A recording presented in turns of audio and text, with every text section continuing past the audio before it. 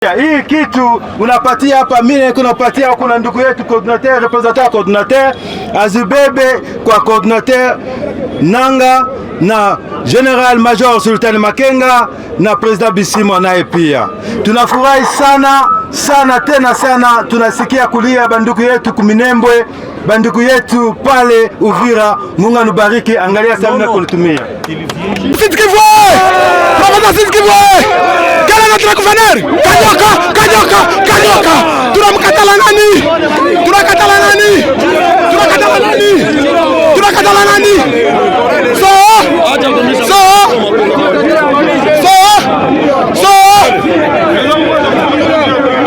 C'est Sud Kivoussienne.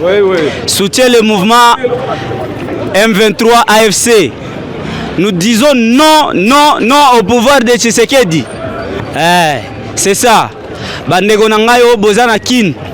Biso bana Sud Kivu tolobi boye. To boy makambo ya Tshisekedi wana na ba gouvernement na ye. To boy yango. To soutenir mouvement AFC M23. To pesi longonya appel Sako na cordon na biso Corneille Nanga. Vraiment matondi mingi pote o longoli biso na boumbu ya ba corruptible yana ya Tshisekedi. To boy bango tolobi bokende tina kin bo libere pe bandeko na biso bazana kin. Tunasema hivi sisi watoto wa Sud Kivu tunasema merci sana kwa kordo wa AFC M23 Papa Corneille Nanga. Vraiment kwa gisi unatutosha mateso ya tuko na meeting. Corneille Nanga iko na kuya. Tukuya ba mingi. Corneille Nanga iko na kuya.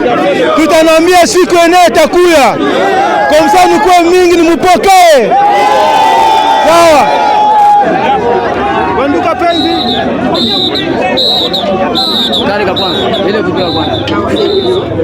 Banduka penzi, tunasema asante sana kukuwa mingi kutupatia memo yenu. Tunasikia kulia yenu. Sa coordinateur, representant coordinateur anasema sasa tuko namwambia nujitayarishe meeting ya kabambi iko yene Corneille Nanga iko la kuya huku kusumulia na watoto wa Bukavu. Tunasikia sasa hivi tunafurahi, tunasema tuende nyumbani. Sekiri hapana, niko naambia hivi balikuwa fazi 5 ene security kuya tulisha tosha ine, haiko mzuri. Sasa kwenye fazi moja inabakia, tutajitosha pia. Sasa tulikuwa hapa dunia yetu ya Bukavu kovu chafu sana, tunafanya salongo, haiko mzuri. Sasa bingine tutazifanya na kazi itakuya. Nukuwa kwanza ku meeting tutapatia kazi na vitu bingine. Sasa asante, tuende nyumbani. Merci bajeni yetu. Merci.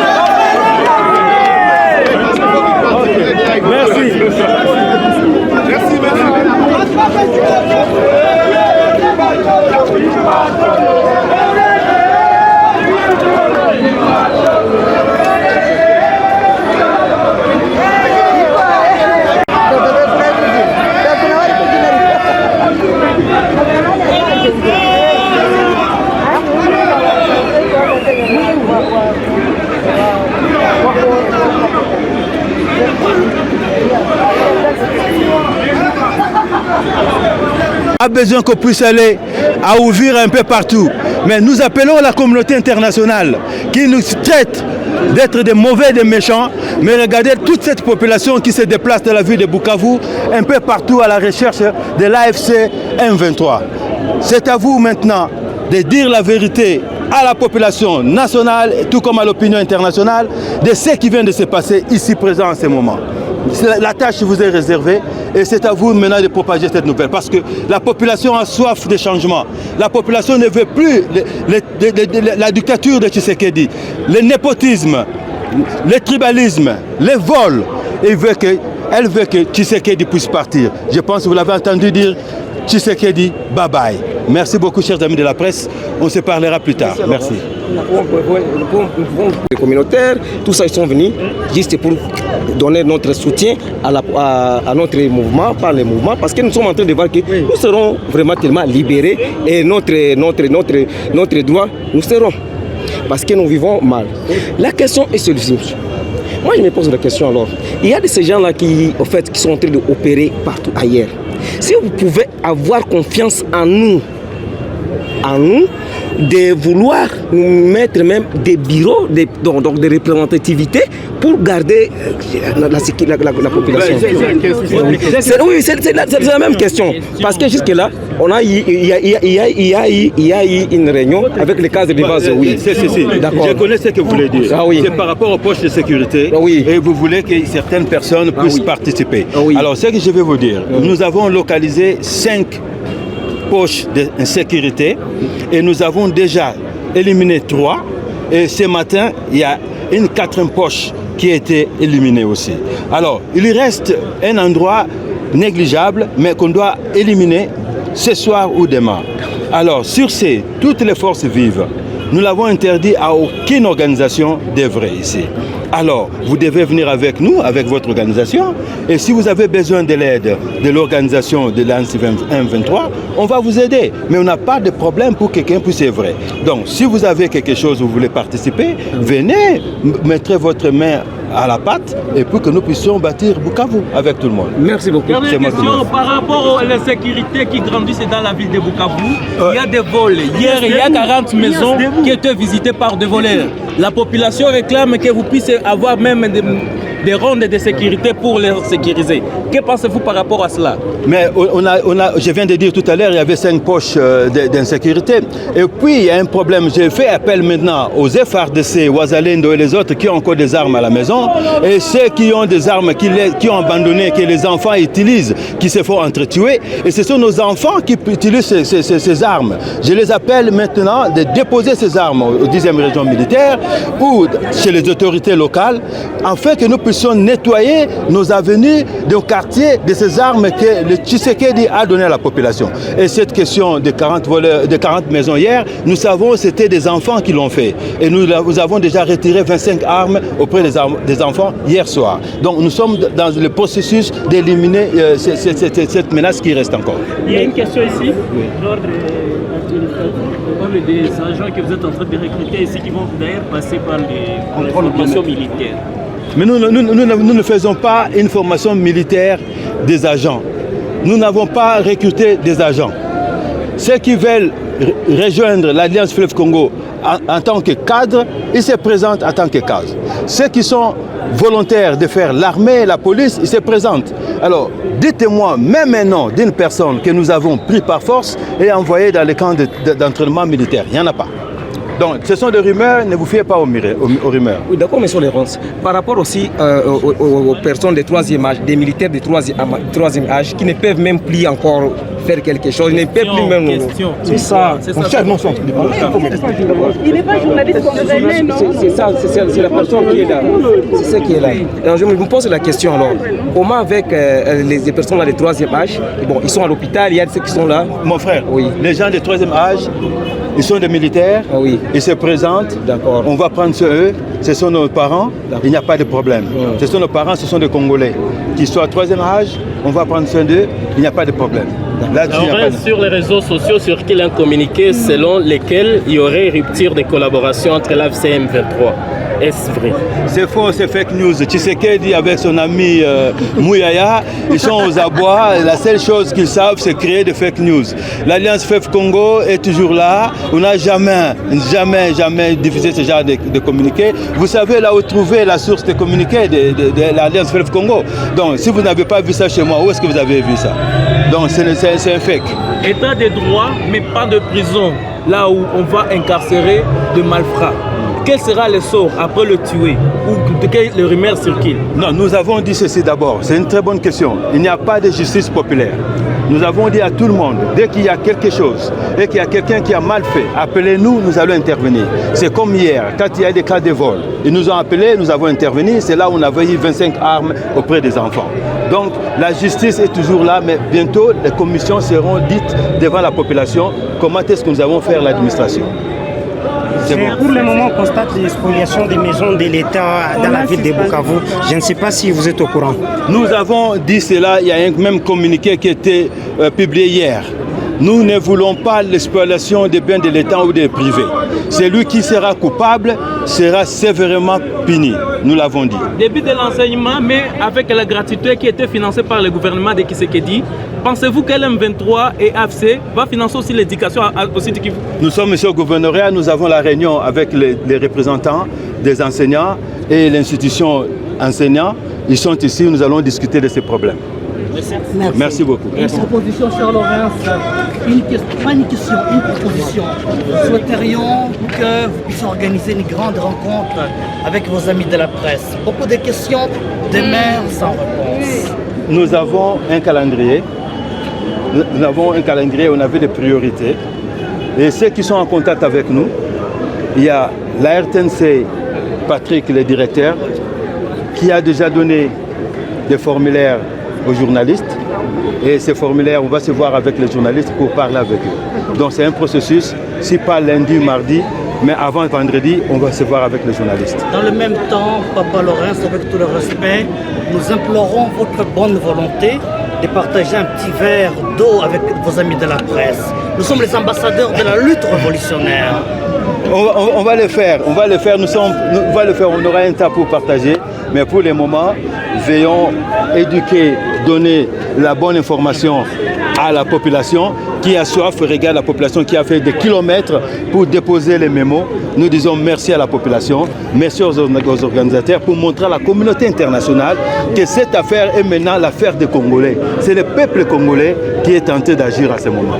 Nous disons merci. Merci beaucoup. Ok. Oh, le pays est trop négocié. Ok.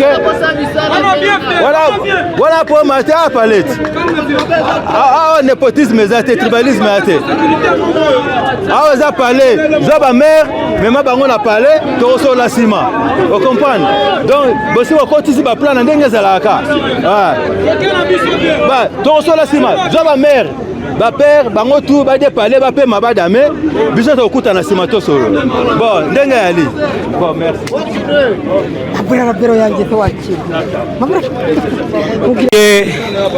La jeunesse sud kivusienne soutient le mouvement M23 AFC.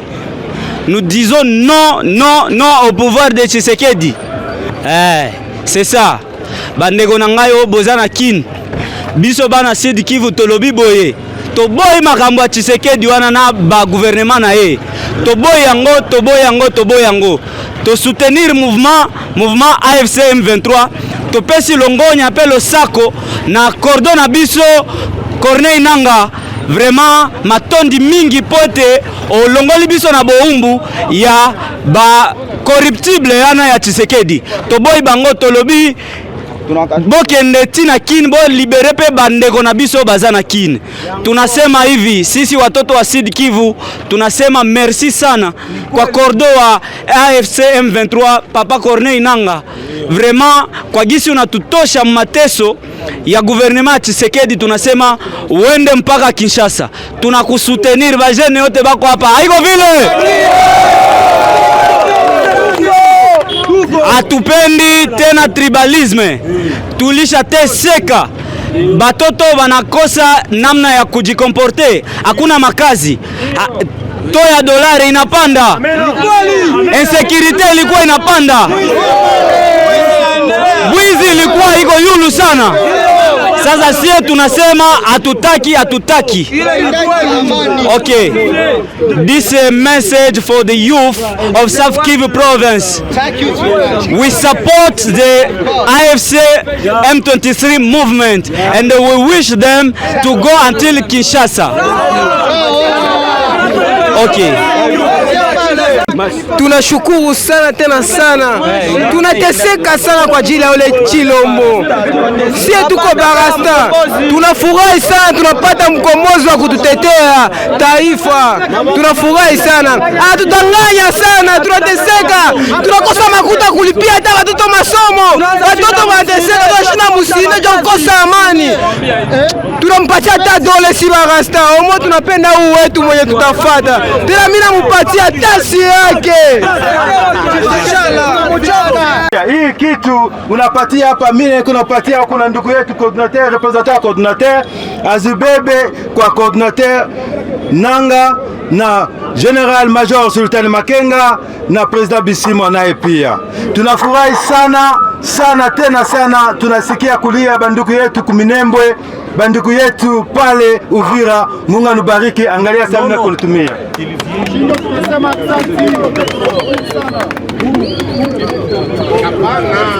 Basi wanasema ndio peke niingie nipatie nuko na katala nini? Na katala. Asante sana.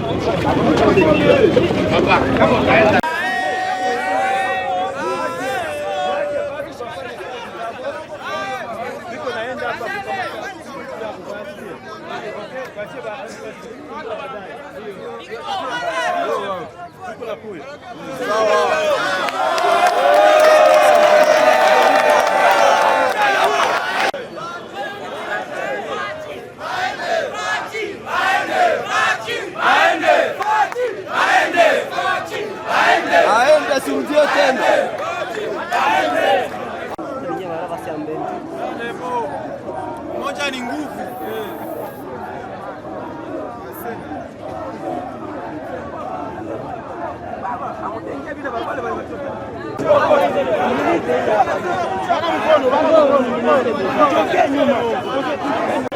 Wanasema hivi, yeye bwana, yeye ndio kanyoka, yeye ndio tuimbe tuache vile vingine.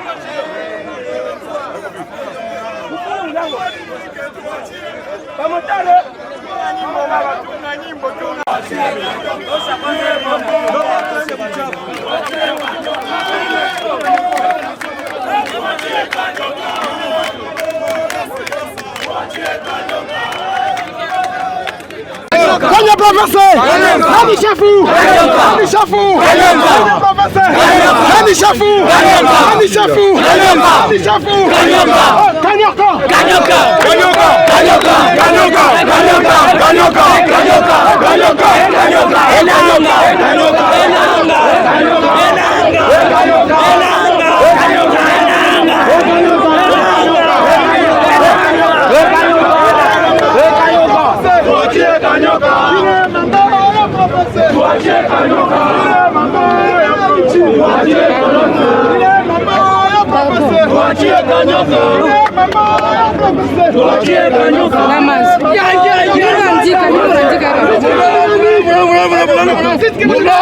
Laurence Kanyoka! Laurence Kanyoka! Laurence Kanyoka! Laurence Kanyoka! Laurence Kanyoka! Je suis Nanga! Je suis Nanga! Je suis Nanga! Laurence Kanyoka! Merci à vous. Laurence Kanyoka, très engagé dans le monde associatif et pour le développement aux côtés de toute la population sud-kivusienne. Nous vous remercions.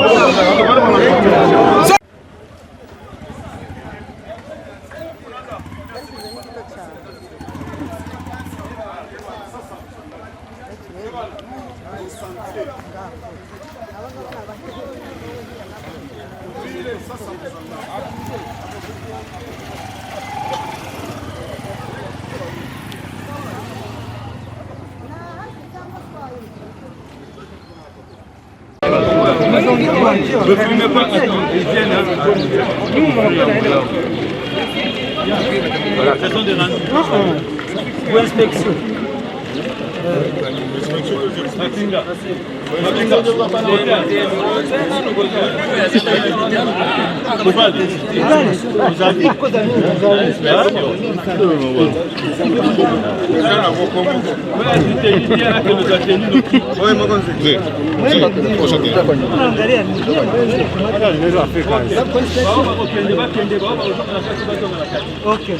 Comme ça, tous à la macabre, tous à la macabre de Bénéa. Mais pas pour faire un débat, tu vas aller. Mais on s'est tenu. Bon, pour moi, manque.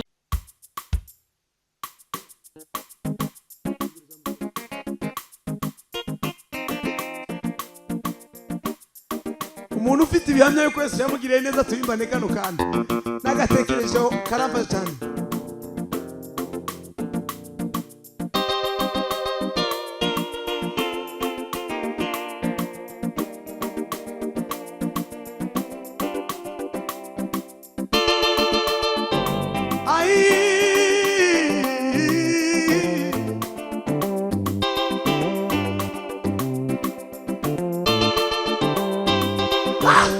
Mana we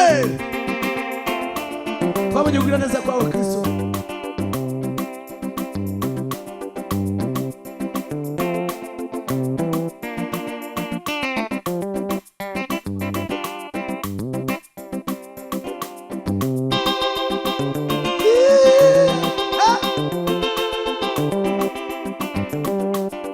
Dufite ibihamya ko Yesu agira neza, yakoze imirimo twe tutari kwishoboza. Dufite ibihamya ko Yesu agira neza, yakoze imirimo twe tutari kwishoboza. Dufite ibihamya ko Yesu agira neza, yakoze imirimo twe tutari kwishoboza. Dufite ibihamya ko Yesu agira neza, yakoze imirimo twe tutari kwishoboza. Dufite ibihamya ko Yesu agira neza, yakoze imirimo twe tutari kwishoboza. Yavanye Dawidi mu ntama amugira umwami wa Isiraheli. Yavanye Dawidi mu ntama imugira umwami wa Isiraheli. Yavanye Dawidi mu ntama imugira umwami wa Isiraheli. Yavanye Dawidi we mu ntama imugira umwami wa Isiraheli. Iyavuze biraba, iyavuze biraba, iyavuze biraba, iyavuze biraba, ayiwe iyavuze biraba we, iyavuze biraba, iyavuze biraba, iyavuze biraba.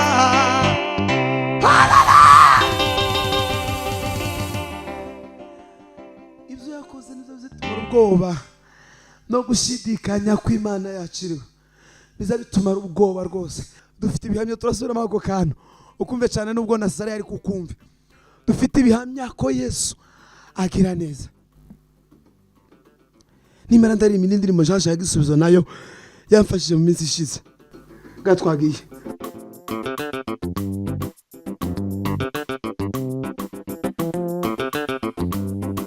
Mana we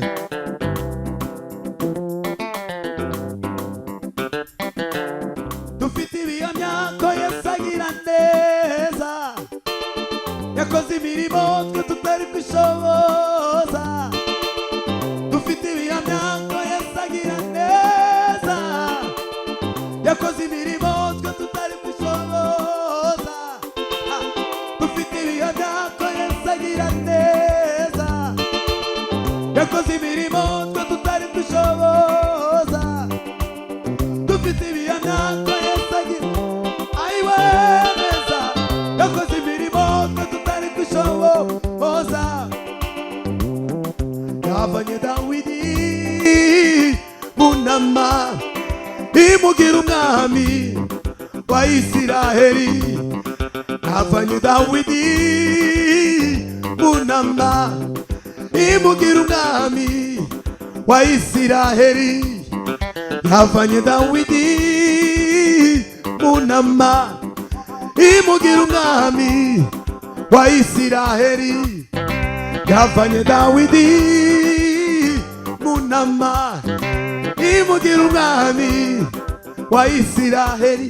Iyavuze biraba, iyavuze biraba, iyavuze biraba we, iyavuze biraba, iyavuze biraba, iyavuze biraba, ay iyavuze biraba we, iyavuze biraba. Yesu agira neza, yakoze imirimo twe tutari kwishoboza. Dufite ibihamya ko Yesu agira neza, yakoze imirimo twe tutari kwishoboza. Dufite ibihamya ko Yesu agira ayiwe neza, yakoze imirimo twe tutari kwishoboza. Yavanye Dawidi mu ntama imugira umwami wa Israheli yavanye Dawidi mu ntama imugira umwami wa Israheli yavanye Dawidi mu ntama imugira umwami wa Israheli yavanye Dawidi mu ntama imugira umwami wa Israheli iyavuze biraba iyavuze biraba iyavuze biraba we iyavuze biraba iyavuze biraba iyavuze biraba ay iyavuze biraba we iyavuze biraba iyavuze biraba we iyavuze biraba iyavuze biraba iyavuze biraba we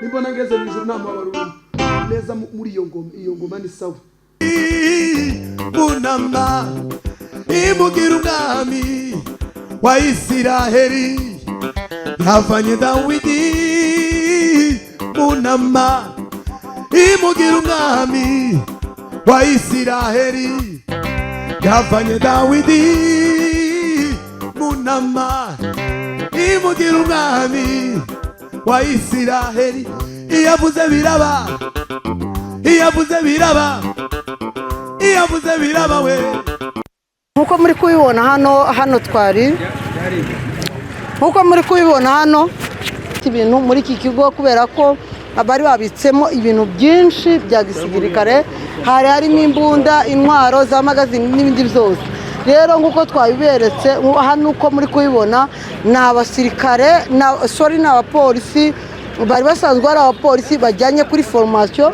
bagiye mu kwihugura kugira ngo bagaruke bafite indi ideology kuko bari bafite ideology ya mbere ubu ngubu nibyo bari gukora bagiye kubajyana kugira ngo bajye kubakoresha ikose ya ideology turimo ubu nyine rero mukomeze mubane natwe kuko muri kubibona abo bose mwagiye mubona harimo abambaye abasaza abakecuru abatoya ariko mu z'ukuri iyi ngiyi yari polisi y'ahambere urumva ntabwo bahita batererana kuko bari abakozi rero bagomba kumenya uko bagomba kubagenza rero niyo mpamvu tugomba kubana namwe umunota ku wundi nk'uko twabibamenyesheje muri kubibona rero abapolisi baratambutse nk'uko bari bagiye kuwurira baja igoma nibamara baje aho babiteganyirijwe kugira ngo baje mu myiteguro cyangwa se mu masomo rero mukomeze mubane natwe umunota ku wundi murakoze cyane yavanye Dawidi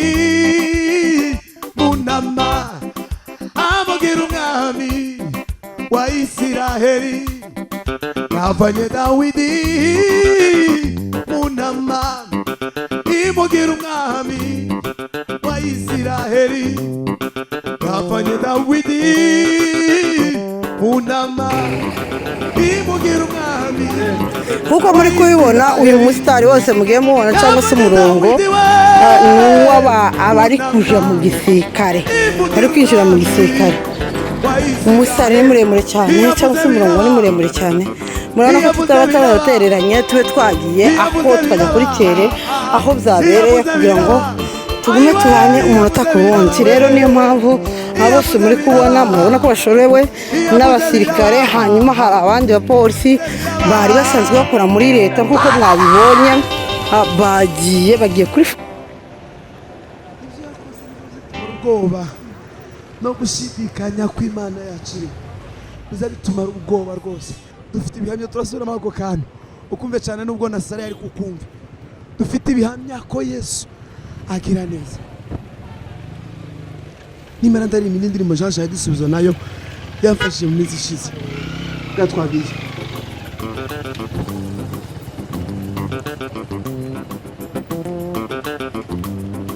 Mana we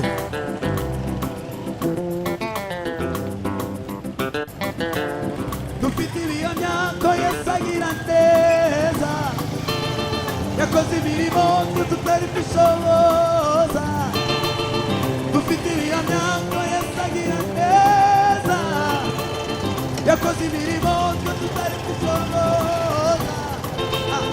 dufite ibiyaga Yesu agira neza yakoze imirimo twe tutari dushoboza dufite ibiyaga Yesu ayiwe neza yakoze imirimo twe tutari dushoboza yavanye Dawidi bunama imugira umwami wa Isiraheli yavanye Dawidi bunama imugira umwami wa Isiraheli yavanye Dawidi bunama imugira umwami wa Isiraheli yavanye Dawidi bunama imugira umwami wa